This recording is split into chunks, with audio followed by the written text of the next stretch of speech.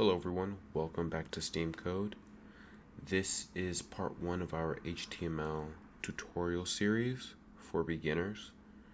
And in this tutorial series, I'll be giving a brief overview of HTML and what you can do with it. So let's get started. So HTML stands for Hypertext Markup Language.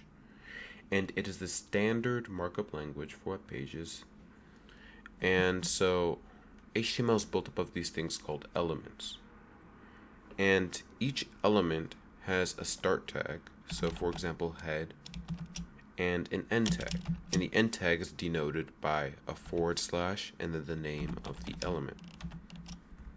And so whatever's within these two tags defines what's within the element.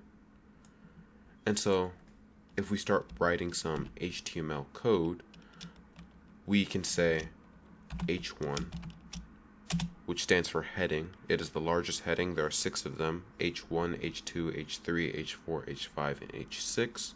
H1 is the largest. So we can say hello world. And then we have to close it to denote that this is the end of this element. And there's one thing I'm missing.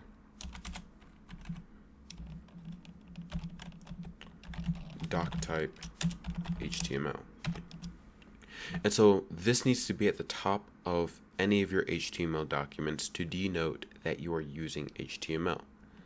And so once you save it, so we can call this tut.html,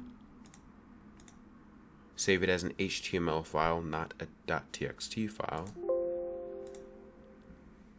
and then you can navigate to it with whatever browser you want, and whatever you typed in your HTML document is now displayed.